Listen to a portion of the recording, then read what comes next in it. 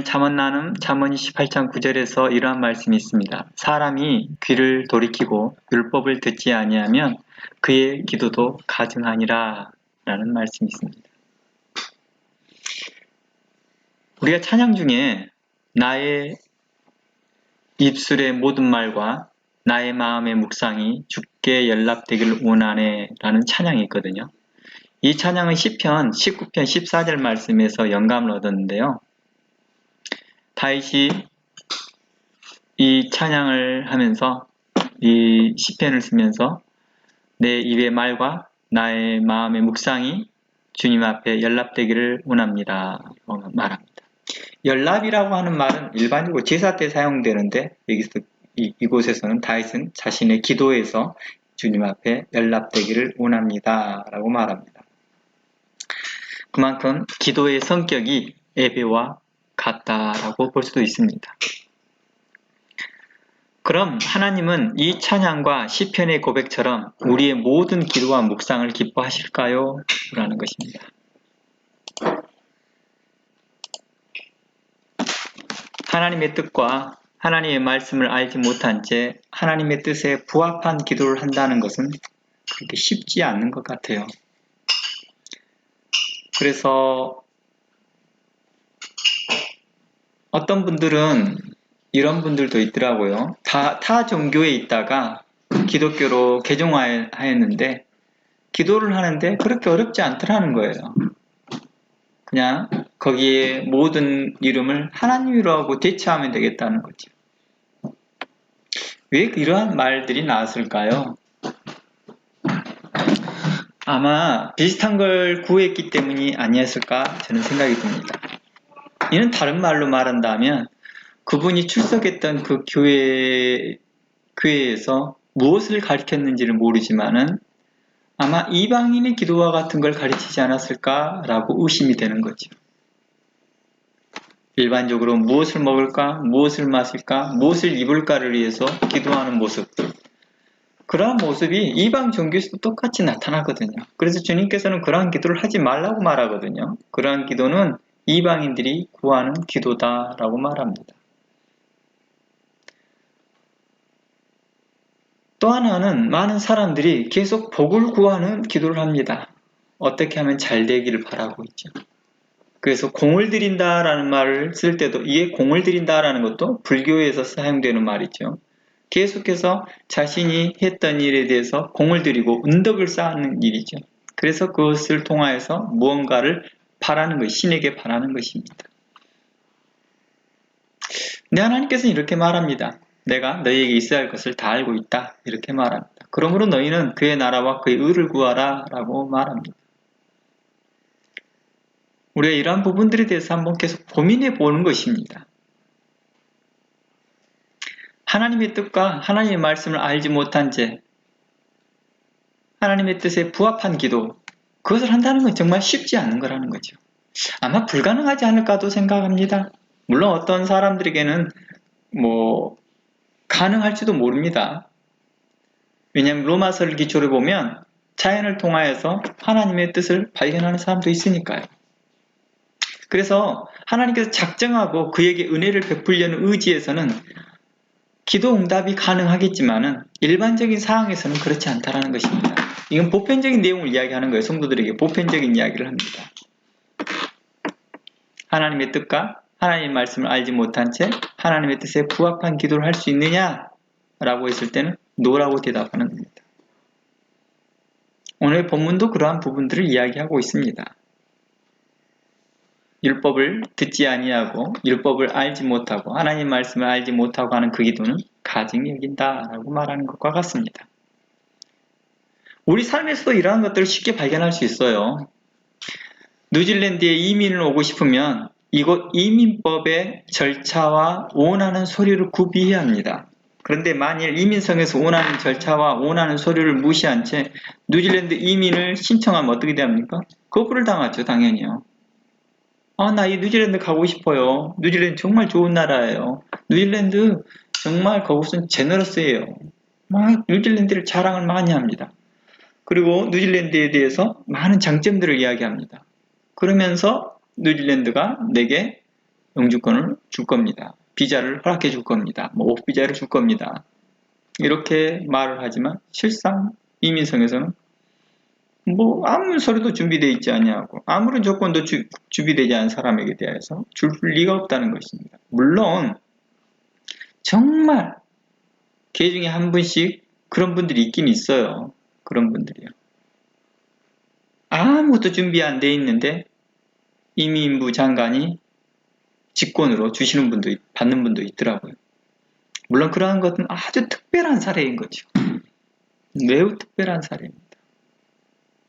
뉴질랜드에 어떤 나름의 큰 공을 세웠든지 뭐 여러 가지 이유들이 있습니다. 그러면 그런 절차들을 다 무시하고 줍니다. 그래서 제가 하는 말이 그렇습니다.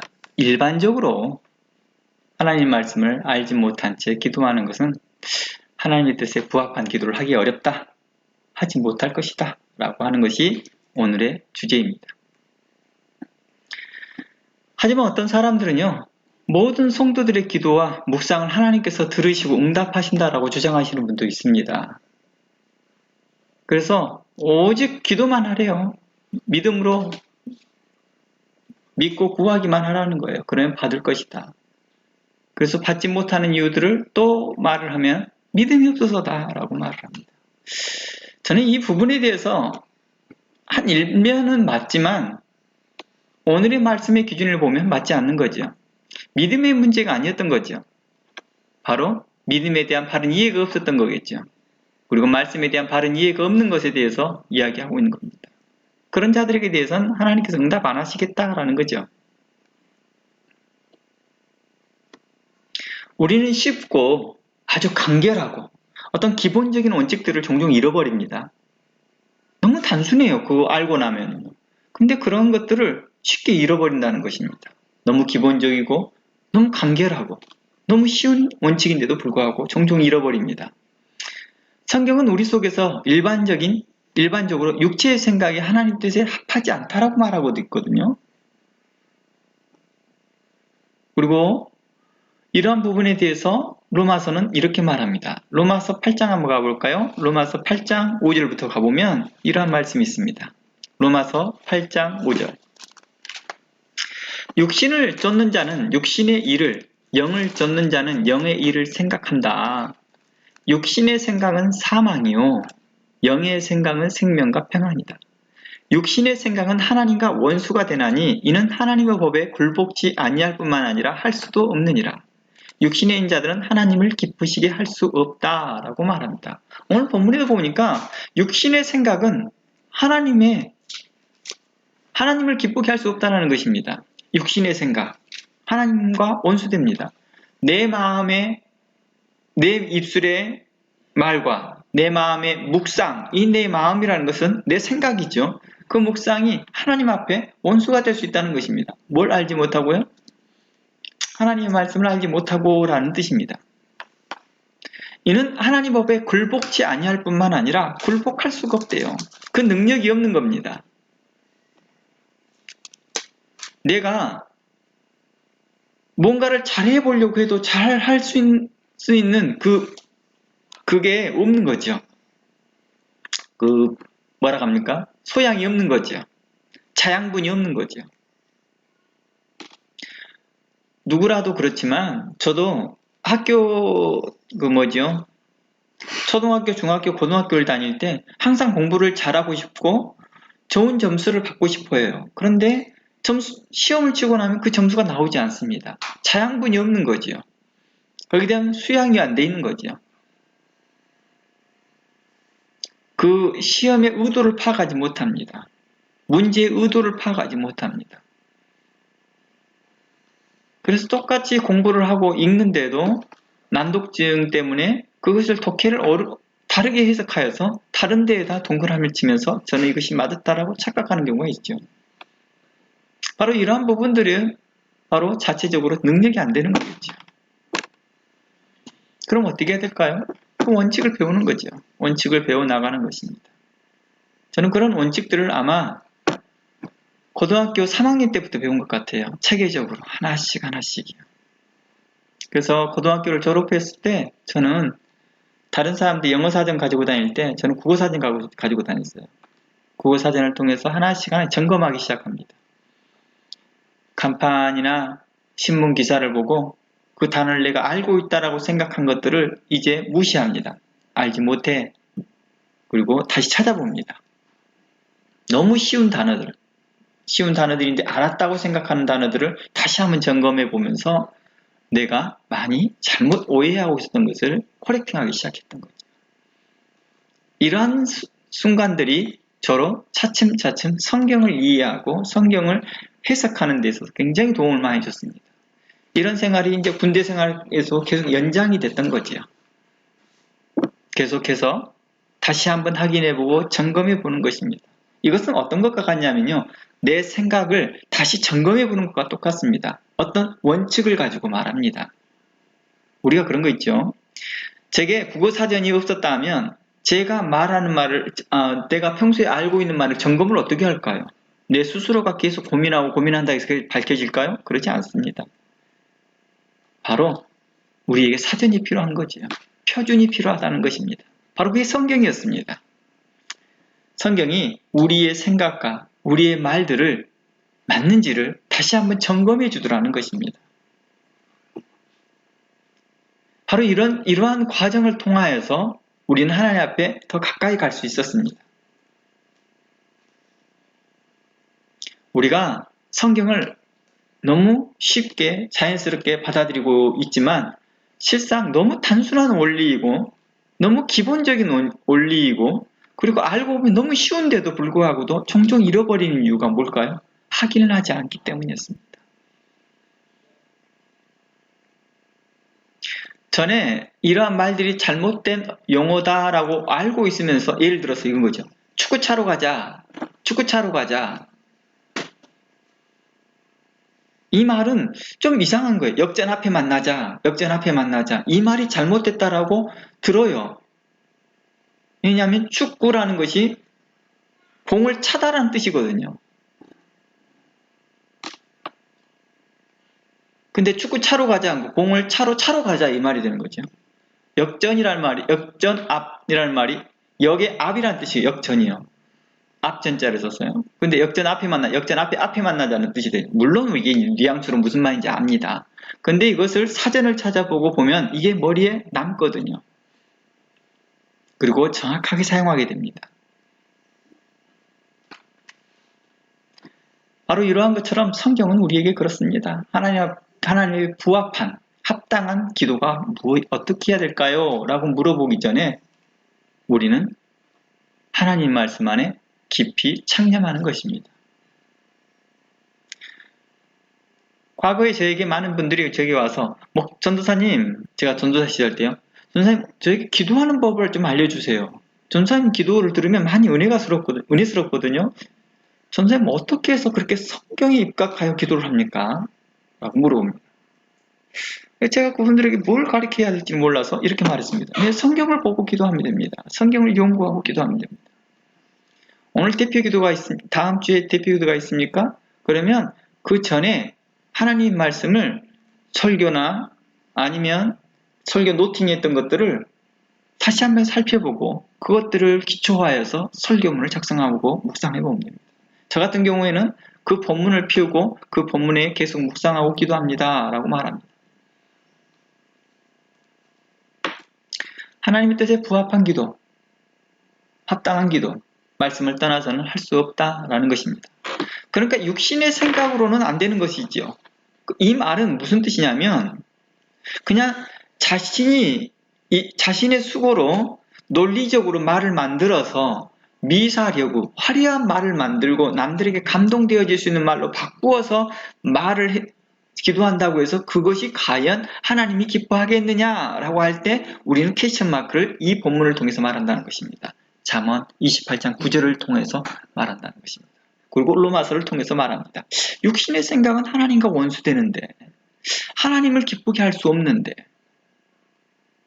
근데 우리는 그거 상관없이 우리의 아름다운 말로 막 바꾸어서 기도합니다.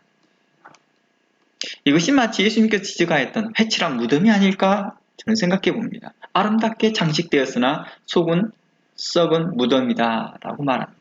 썩은 무덤이 아니죠. 안에 썩은 사체들이 있다 라고 말하는 거죠. 무덤과 같다. 고린도전서에도 이와 같은 말을 합니다. 고린도전서 2장 14절 말씀에 육신에 속한 사람은 하나님의 성령 일을 받지 아니하나니 저희에게는 미련하게 보이며 또 깨닫지 못하나니 이런 일은 영적으로나 분별합니다 라고 말합니다. 그러니까 육에 속해 있을 경우에는 알지 못한다고 말합니다.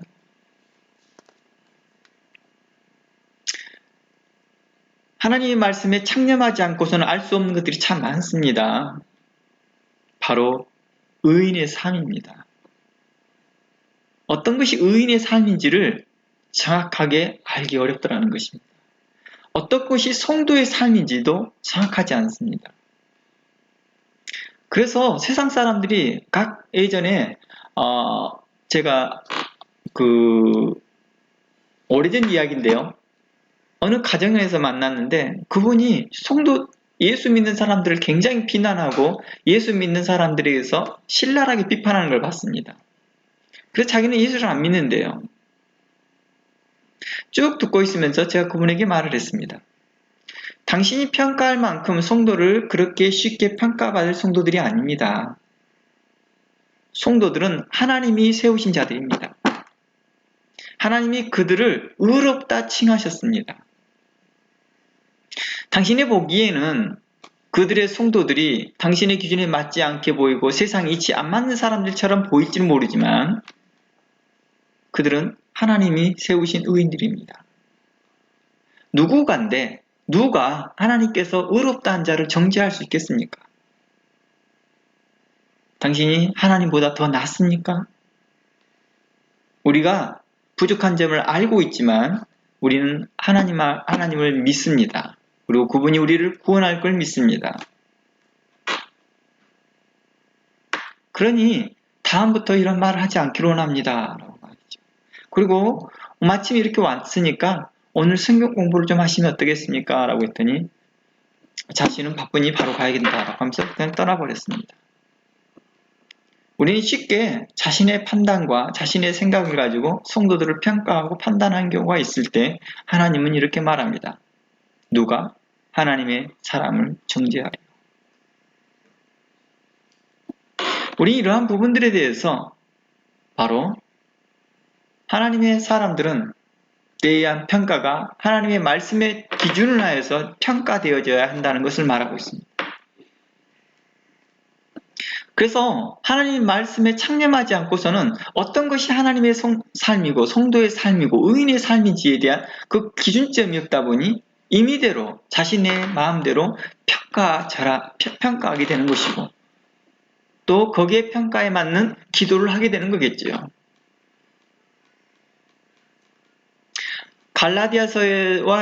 갈라디아에서는 바로 성령을 따라서 나오는 것들에 대해서 우리는 여러 가지를 이야기합니다. 사랑, 절제, 희락, 화평, 오래 참음, 자비, 양선 이러한 것들은 바로 성도에게 있어서 필요한 것들입니다. 그런데 다른 종교에도 이렇게 이야기를 하고 있거든요. 그래서 성경은 좀 더 구체적으로 이야기합니다. 사랑이 어떤 것이 사랑인 것을 또 어떤 것이 희락이고 화평이고 오래 참고 자비고 양선이고 충성과 온유인 것을 말해주고 있더라는 것입니다. 당연한 원칙이지만 자신들에게 이러한 원칙이 꼭 필요할 때 전혀 생각나지 않은 경우가 있습니다. 혹 나중에라도 생각나더라도 다르게 적용하는 경우가 종종 있더라는 것이죠.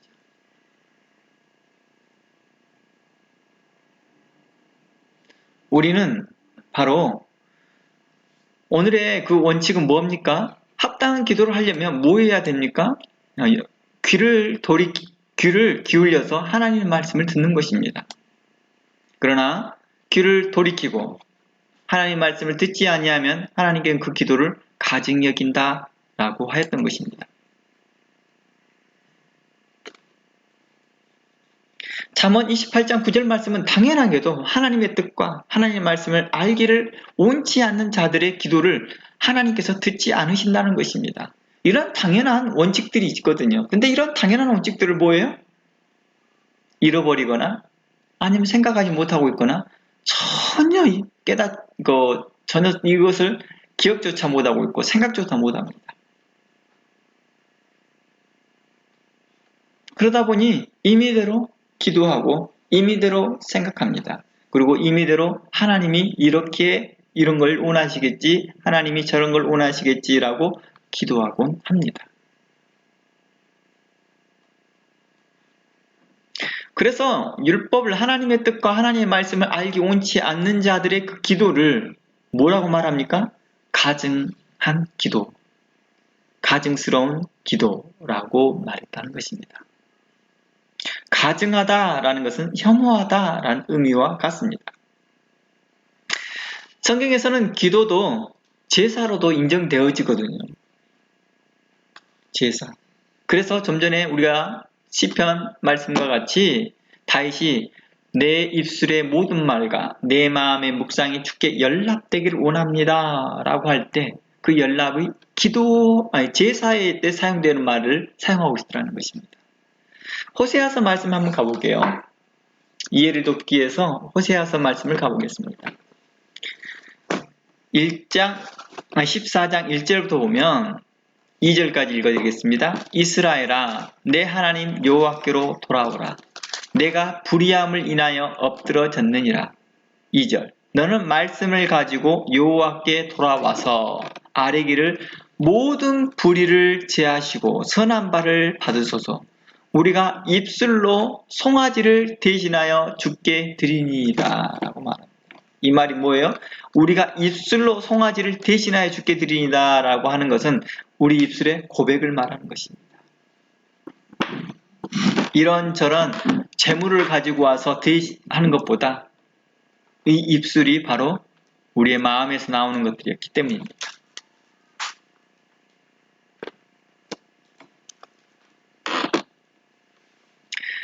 그래서일까요? 어느 신학자는 말하기를 기도자가 하나님의 말씀에 귀머거리가 될 때 하나님은 기도자의 기도에 귀머거리처럼 되신다라고 한 신학자가 말합니다.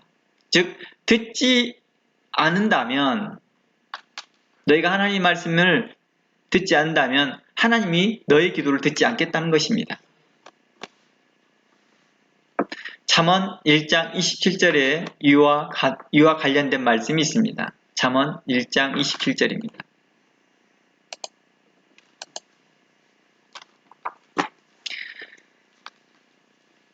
27절부터 읽어보면 너희의 두려움이 강풍같이 임하겠고 너희의 재앙이 폭풍같이 이르겠고 너희에게 근심과 슬픔이 임하리라. 그때에 너희가 나를 부르리라. 그래도 내가 대답지 아니하겠고 부지런히 나를 찾으리라. 그래도 나를 만나지 못할 것이다 라고 말합니다. 여기서 부르짖습니다. 근데 하나님은 대답하지 않습니다. 부지런히 하나님을 찾습니다. 구합니다. 그런데 하나님을 만나지를 못합니다. 그때 내가 대답지 아니하겠고 한때가 어느 때라고 말합니까? 잠언서에서는요. 내가 그때 너희가 나를 28절이요. 그때 너희가 나를 부를지라도 내가 대답하지 않겠다. 그때가 어느 때예요? 우리가 하나님을 떠나고 평온하고 우리의 힘과 능력이 있으니 우리 마음대로 하자 할 때인가요? 네, 그때도 그렇죠. 그때도 하나님 응답하지 않겠죠. 뿐만 아니라 우리에게 재앙이 폭풍같이 이를 때도 두려움이 강풍같이 임할 때도 하나님은 잠잠하시겠다고 합니다. 바로 이러한 부분들을 우리가 숙지해야 되겠죠. 로마서의 말씀처럼 어느 때는 내버려 둡니다. 그러니까 잠언서나 시편의 말씀처럼 악인이 형통하다. 하나님을 모르고도 잘 살더라. 막 이렇게 말하고 다닙니다.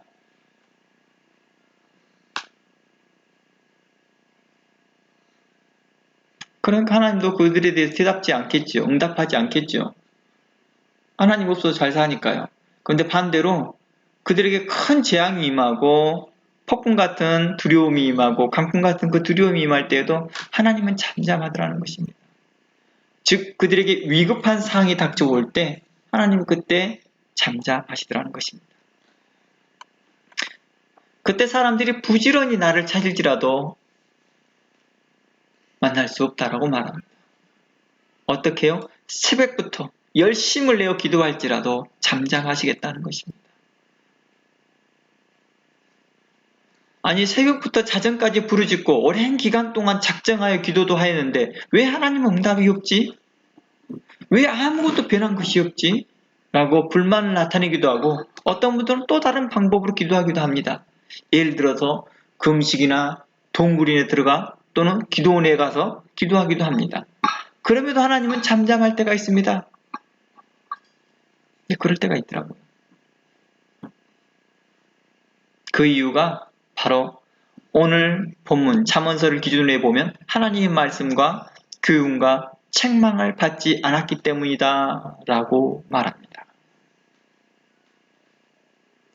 그동안 선지자를 통해 목회자를 통해 수많은 말들이 전달되고 교훈되고 책망되고 바르게 하는 말씀을 증거했는데도 불구하고도 그들이 듣지 않았기 때문이다 라고 말합니다. 그 근거를 잠언 1장 22절부터 보면 더욱더 분명해집니다.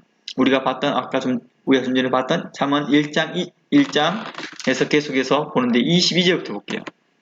너희 어리석은 자들은 어리석음을 좋아하며 거만한 자들은 거만을 기뻐하며 미련한 자들은 지식을 미워하나니 어느 때까지 하겠느냐. 나의 책망을 듣고 돌이켜보라. 내가 나의 신을 너희에게 부어주어요 나의 말을 너희에게 보이리라. 그러니까 이곳에서 계속해서 하나님께서 책망을 듣고 돌이켜보라. 이때 누구를 보낸 거예요? 하나님의 선지자와 목회자들을 보낸 거예요. 그런데 24절을 보니까 내가 부를지라도 너희가 듣기를 싫어하며 내가 손을 펼지라도 돌아보는 자가 없었고 도리어 나의 모든 교훈을 멸시하며 나의 책망을 받지 아니하였은즉 너희가 재앙을 만날 때 내가 웃을 것이며 너희에게 두려움이 임할 때 내가 비웃으리라. 너희의 두려움이 강풍같이 임하겠고 너희의 재앙이 폭풍같이 이르겠고 너희에게 근심과 슬픔이 임하리라. 그때에 너희가 나를 부르리라. 그래도 내가 대답하지 않겠고 부지런히 나를 찾으리라. 그래도 나를 만나지 못하리라. 대저 저희가 지식을 미워하며 여호와 경외하기를 즐거워하지 아니하며 나의 교훈을 받지 아니하고 나의 모든 책망을 업신여겼다라고 말합니다. 특히 마지막 절에 업신여겼다는 것은요. 하나님 말씀 자체를 업신여겼다는 말로도 이해가 돼요. 그런데 일반적으로 하나님은 자신의 말을 누구를 통해서 말을 해요? 선지자를 통해서 말을 합니다. 목회자를 통해서 합니다. 당시에 제사장이나 선지자를 통해서 하셨던 그 말씀을 사람들이 안 듣는다는 것입니다. 자신의 말을 선지자를 통해 또한 보내심을 받는 자를 통해 증거합니다. 즉 교훈과 책망을 받지 않고 업신여겼다는 것은 하나님께서 보내신 자들을 기쁨으로 환영하지 않습니다. 하나님의 말씀으로 바르게 하고 책망하는 선지자들을 업신여기기 시작합니다. 그러므로 하나님께서 그들이 부르짖을 때 응답하지 않겠다는 것입니다. 즉 하나님께서 의인들을 신원해 주는 거죠. 어떤 사람들입니까? 주의 말씀을 가지고 나아갔던 선지자들과 주의 부르심을 받았던 자들을 그런 분들을 신원해 주는 거죠. 그리고 동시에 그 말씀을 듣지 아니하고 그 선지자들과 말씀을 전하는 자들을 업신여겼던 자들에게 대하여 재앙과 두려움으로 그들을 심판해 버리더라는 것입니다. 이를 통해서 하나님이 공의롭다 하는 거예요. 하나님께서 너가 내 말을 무시해 하면서 안갚음을 하기 위한 것이 아니라 하나님께서 자신을 보낸 자 곧 의인들과 선지자들과 하나님의 말씀을 증거하는 자들을 업신여기는 걸 보고 하나님이 화가 난 거예요.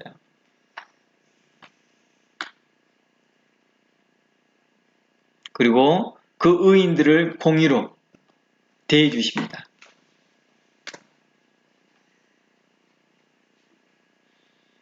하나님의 말씀을 가지고 선지자들이 세상과 타협하지 아니하고 또 그들과 타협하지 아니하고 끝까지 하나님의 말씀을 전하면서 그들을 책망하고 바르게 하였고 그들이 사람들이 환영받지 못한다 할지라도, 사람들에게 인정되지 못한다 할지라도 그들이 끝까지 하나님의 말씀을 붙들고 그들을 바르게 하려고 하고 그들의 죄에 대해 지적하고 그들의 잘못을 지적했던 그런 내용에 대해서 하나님께서 뭐 해주겠다고요? 신원해 주는 거예요. 신원해 주시면서 이제 그렇게 그 선지자들을 미워하였고 또 선지자들을 업신여겼고 또 그 선지자들을 뭐 했던 사람들 환영하지 않았던 자들에게 대하여 심판하시겠다라고 했던 것입니다.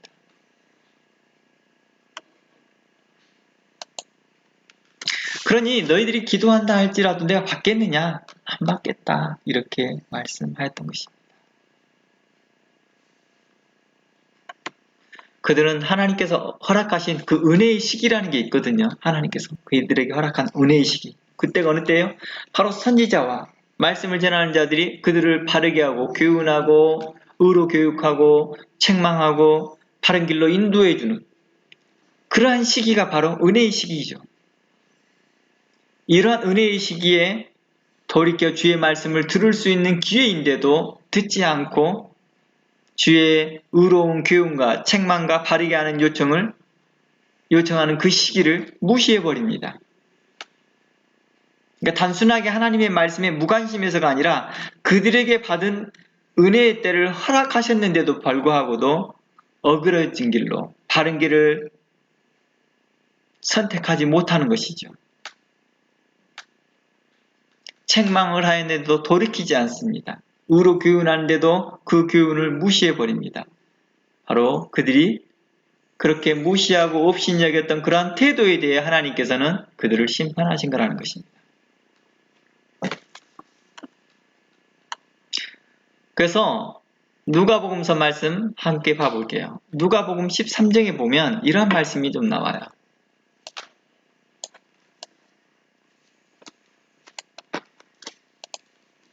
누가복음 13장 24절부터 28절까지인데요. 제가 읽어볼게요. 좁은 문으로 들어가기를 힘쓰라. 내가 너희에게 이르노니 들어가기를 구하여도 못하는 자가 많으니라. 이제 어느 때가 올 때가 있는데 그 때가 오면 이제 그 좁은 문으로 들어가려고 해도 못 들어가더라는 거예요. 그 좁은 문으로 들어가기를 구하여도 못 들어가는 때가 있더라는 것입니다. 왜냐? 은혜의 때가 지나버린 거죠. 25절 집 주인이 일어나 문을 한번 닫은 후에 너희가 밖에 서서 문을 두드리며 주여 열어주소서 하면 제가 이 문을 두드린다는 거 어느 문을요? 좁은 문을 두드리고 있는 거죠. 주여 열어주소서 하면 저가 대답하여 가로되 나는 너희가 어디서 온 자인지 알지 못하겠노라. 그때 너희가 말하되 우리는 주 앞에 먹고 마셨으며 저 또한 주의 길거리에서 가르쳤나이다 하나 저가 너희에게 이르러 가로되 나는 너희가 어디서 왔는지 알지 못하노라. 행악하는 모든 자들아 나를 떠나가라 하시니라. 너희가 아브라함과 이삭과 야곱과 모든 선지자는 하나님 나라에 있고 오직 너희는 밖에 쫓겨난 것을 볼 때 거기서 슬피 울며 이를 갈게 될 것이다 라고 말하는 것입니다. 이들은 계속 세상과 타협하였던 사람들이겠죠.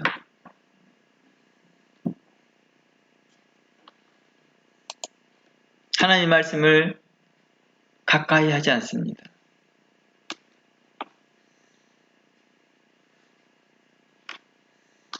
마치 제가 고등학교 때까지 난독증이 있으면서 선생님이 문제를 내어주는 그 시험 문제를 보고 계속 내 방식대로만 문제를 풀고 선생님이 잘못됐다라고 생각하고 있다 한다면 나는 결코 현재 좋은 생활, 하나님 말씀을 깨달을 수 있지 못했을 거라는 겁니다. 왜냐하면 내 방식대로 이해했을 거니까요. 그리고 학교도 정상적으로 마무리하지도 못했을 것입니다. 물론 신학교도 졸업하지도 못했겠죠. 그러나 고3 때 이것 뭔가가 잘못됐다고 생각하여서 이제 국어사전을 펴서 그것을 기준으로 하여서 다시 한번 확인해 보는 것입니다. 내 말이 맞는지, 내가 이해하는 게 맞았는지, 그 단어에 대한 이해가 맞았는지. 그런데 여기 있는 선지자들은 어떻게 합니까? 말씀에 충종하지 않습니다. 세상의 사람들과 타협을 합니다. 그리고 사람들이 좋아하는 걸, 사람들이 듣기 좋은 말로 가르치기 시작합니다. 그러니까 하나님께 앞에서 이렇게 말합니다. 우리가 주님 앞에 먹고 마시고 길거리에서 가르쳤다 할 때, 너희가 언제? 너희 말을 가르쳤잖아. 하나님의 뜻과 하나님의 합당한 것을 가르치지 않았잖아. 이렇게 말하고 있는 것입니다. 그러니까 하나님께 보내신을 받는다고 해서 다 되는 것이 아니라 그것에 대해서 그 받는 사람을 하나님께 신원해 주는 이유가 그 말씀을 지켜 행했기 때문이죠. 끝까지 타협하지 아니하고 사람들과 타협하지 아니하고 어떻게 하면 사람의 마음을 기쁘게 할까 염려하는 것이 아니라 어떻게 하면 하나님의 마음을 기쁘게 할까에 염려했던 자들에게는 하나님께서 신원해 주셨더라는 것입니다. 그 마음을 위로해 주시고 그 마음에 힘을 주셨다는 것입니다. 그래서 예수님께서 그런 말합니다. 세상 사람들이 너희를 칭찬하면 화가 있도다. 사람들이 너희를 칭찬한다, 잘한다 하면 화가 있도다. 도리어 화가 너희에게 있을 것이다. 라고도 말씀하십니다. 그 말은 반대로 이야기하면 너희가 사람들의 입맛에 맞는 말만 하고 있지 않니? 이렇게 말하고 있는 것입니다. 오늘 내용 여기까지 해서 마무리를 좀 해보려고 해요. 이제요. 다시 처음으로 다시 한번 돌아가 보겠습니다. 사람이 귀를 돌이키고 율법을 듣지 아니하면 그의 기도가 가증하다라고 말합니다. 우리는 하나님 말씀에 청종하고 있습니까? 우리는 주의 교훈과 그의 바르게 하는 교훈과 그의 책망을 혹시 없이 여기거나 가벼이 여기거나 무시하지 않습니까? 그렇다면 하나님도 우리에게 대하여 그렇게 하실 거라는 것입니다. 마음에 두는 것입니다. 그리고 또 확인해 보는 것입니다. 그래야 했을 때 하나님께서는 우리가 화려한 기도가 아니다 할지라도 미사력을 눌러서 사람들에게 감동 주는 기도가 아니다 할지라도 하나님이 기뻐하는 기도는 말씀을 기초하여서 기도되어진 것이었습니다.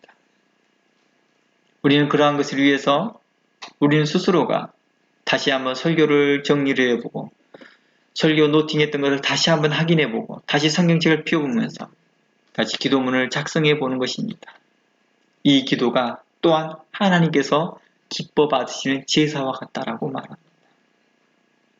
호세아서 말씀과 같이 숫송아지를 대신할 만큼 하나님은 기뻐하시더라는 것입니다. 바로 이러한 합당한 기도가, 거룩한 기도가 우리 모두에게 있었으면 좋겠습니다. 다음 주에는 이 주제를 맞춰서 두 번째로 더 나눠보고자 합니다. 우리 다 함께 기도하겠습니다. 하나님, 감사합니다. 우리와 함께 하시고 우리 은혜를 베푸시기를 기뻐하신 하나님께 감사드립니다. 지금은 은혜에 대여 구원받을 만한 때라 하였사온데 우리가 주의 말씀에 경홀히 여기거나 또 주의 말씀을 멸시하는 자들이 나타나지 않도록 하나님 함께하여 주시고 우리를 가르쳐 교훈하여 주시옵소서. 오늘도 우리에게 말씀하여 주시고 주의 말씀을 생각나게 하심을 감사합니다. 오늘도 각 사람들에게 하나님의 말씀을 들을 수 있는 귀와 마음을 허락하신 하나님께 감사합니다. 또 이 말씀을 듣는 모든 자들이 하나님께 복되게 하여 주시옵시고 하나님 앞에 거룩함으로 나아가게 하여 주시옵시고 모든 세상을 이기며 죄악을 이기며 세상을 이겨나가는 놀라운 힘을 얻게 하여 주시옵소서. 오늘도 우리와 함께 하시며 힘과 용기를 주신 하나님께 감사드리며 예수 그리스도의 이름으로 기도합니다. 아멘. 네, 오늘 여기까지 해서 마쳤습니다.